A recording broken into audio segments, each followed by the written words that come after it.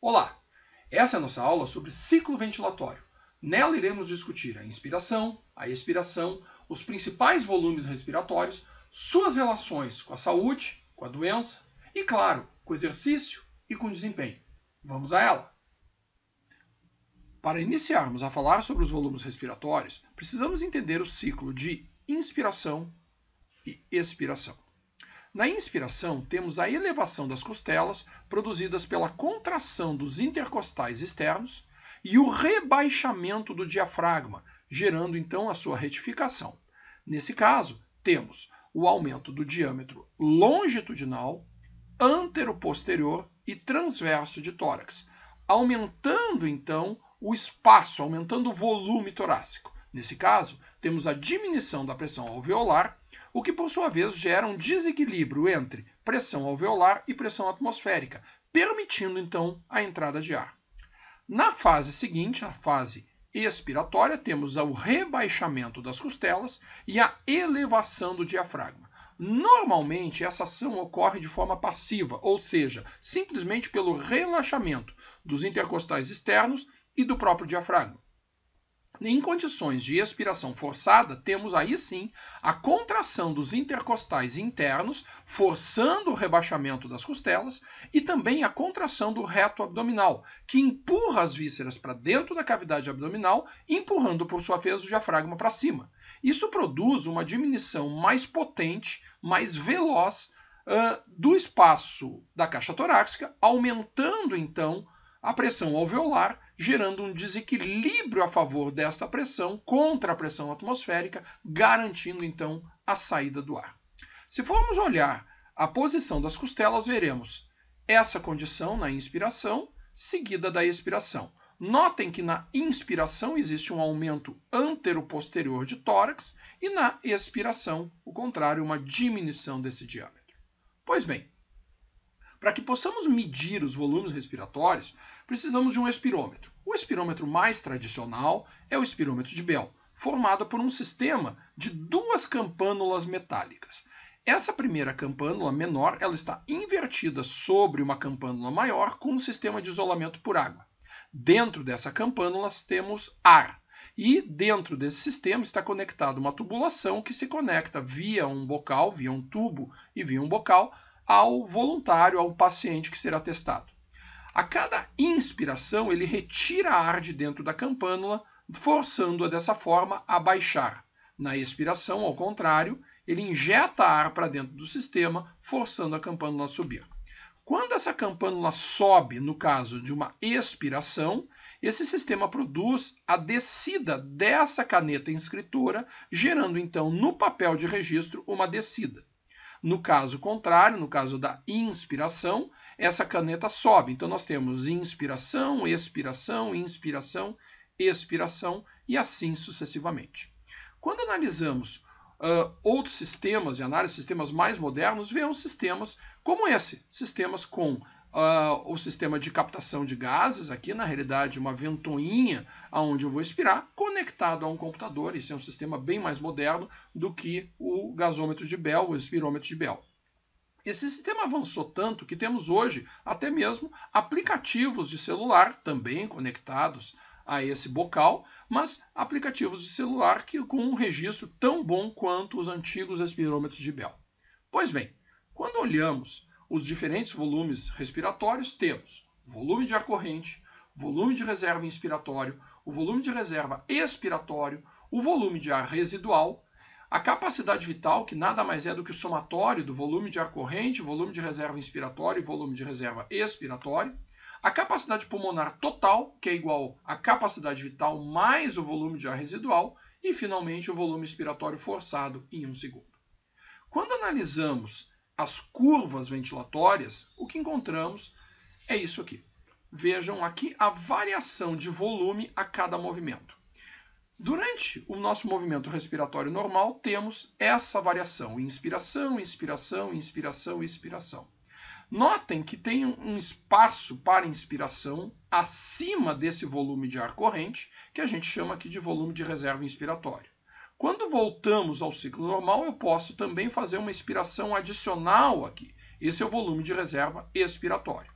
Eu posso também fazer uma inspiração máxima seguida de uma expiração máxima. E nesse caso, eu terei a capacidade vital. Então, recapitulando, o que eu tenho aqui é o volume de ar corrente.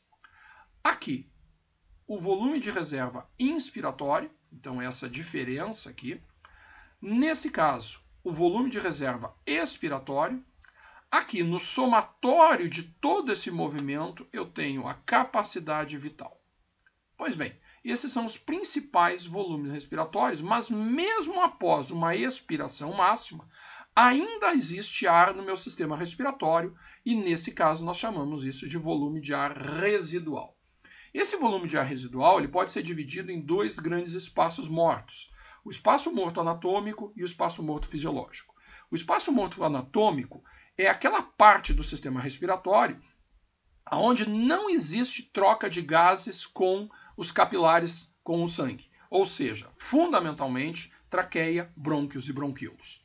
Já o espaço morto fisiológico é aquela área do sistema respiratório onde ainda há troca de gases, no caso, fundamentalmente os alvéolos. Então, nesse caso, mesmo após uma expiração máxima, eu ainda mantenho ar neste espaço morto anatômico e nesse espaço morto fisiológico, compondo aquilo que a gente chama de volume de ar residual. O somatório do volume de ar residual com a capacidade vital compõe a chamada capacidade pulmonar total. Pois bem, uma questão que é relativamente antiga é a discussão acerca da relação entre a capacidade vital, ou seja, a máxima capacidade de troca de gás com o meio, com a atmosfera, por um único movimento, ou seja, uma inspiração máxima seguida de uma expiração máxima, e o desempenho aeróbio medido pelo consumo máximo de oxigênio. Como é que nós poderíamos estudar isso? Simples, fazendo um estudo de correlação entre capacidade vital e consumo máximo de oxigênio.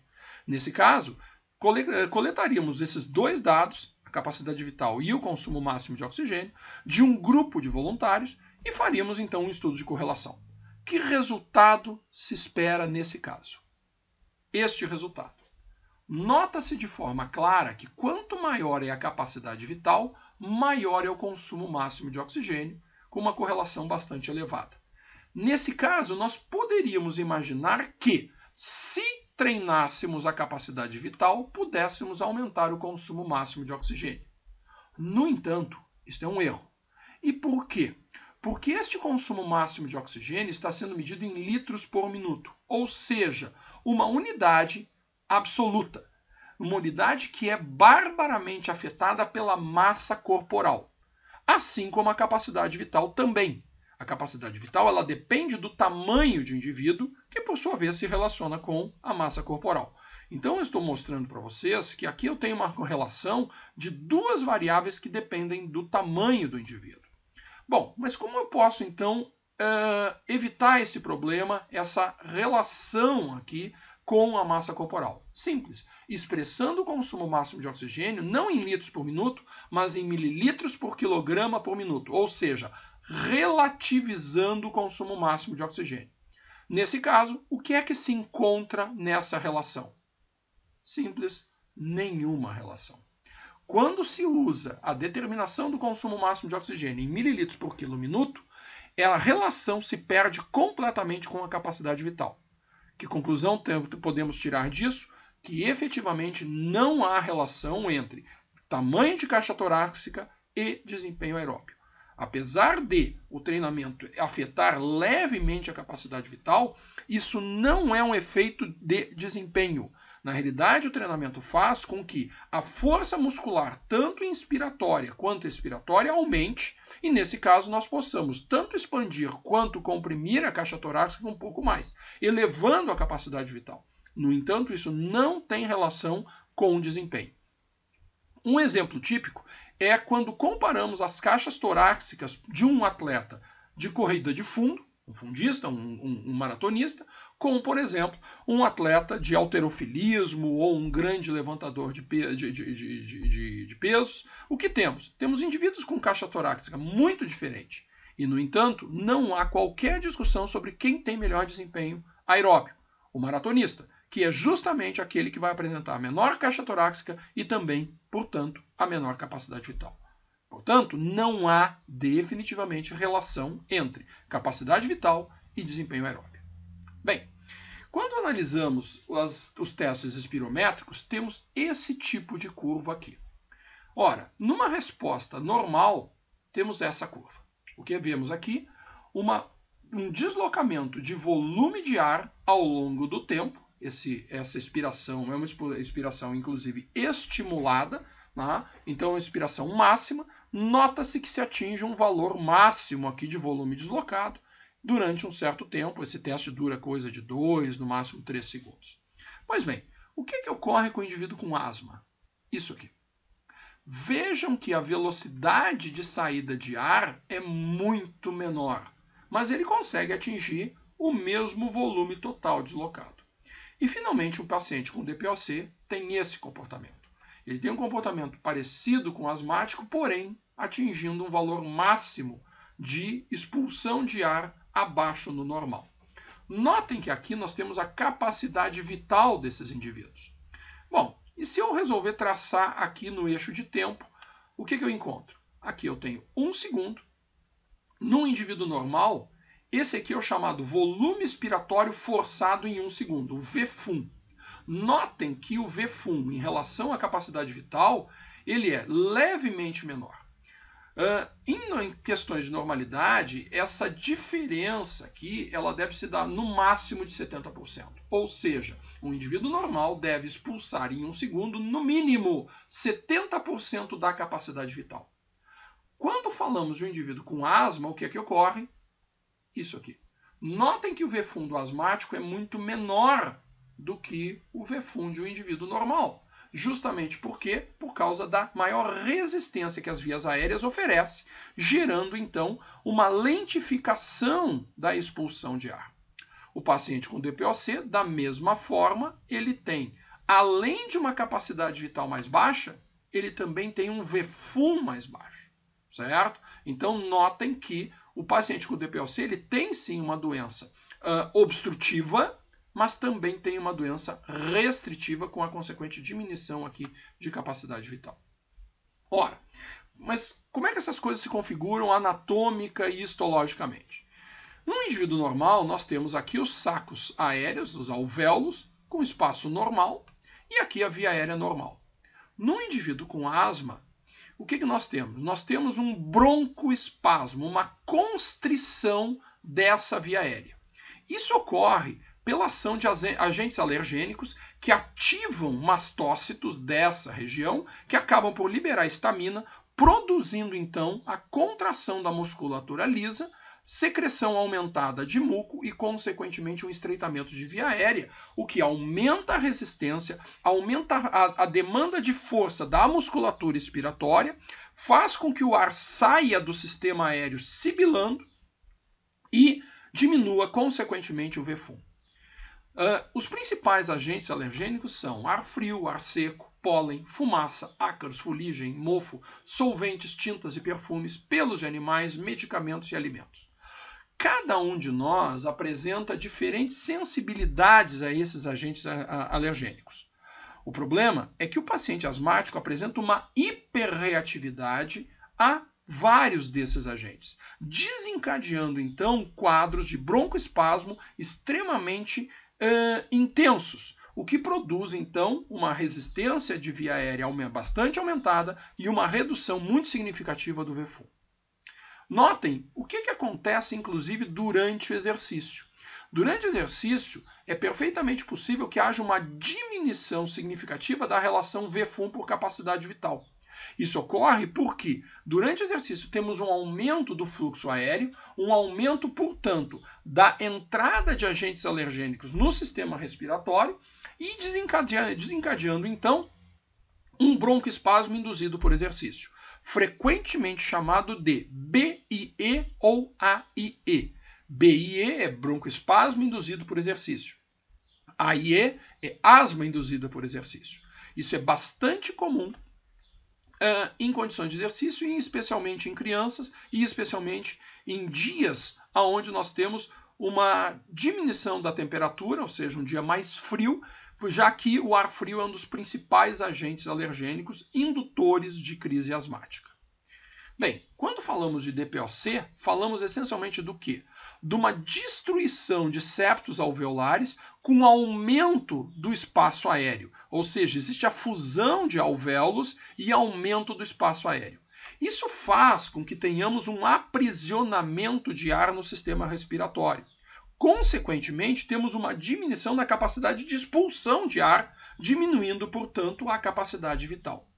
Isso associado a um broncoespasmo mais crônico do que na asma, mas de qualquer forma, uma diminuição importante de luz do sistema brônquico com maior resistência. Ou seja, o DPOC é uma doença mista, onde nós temos diminuição de capacidade vital e diminuição do VF1.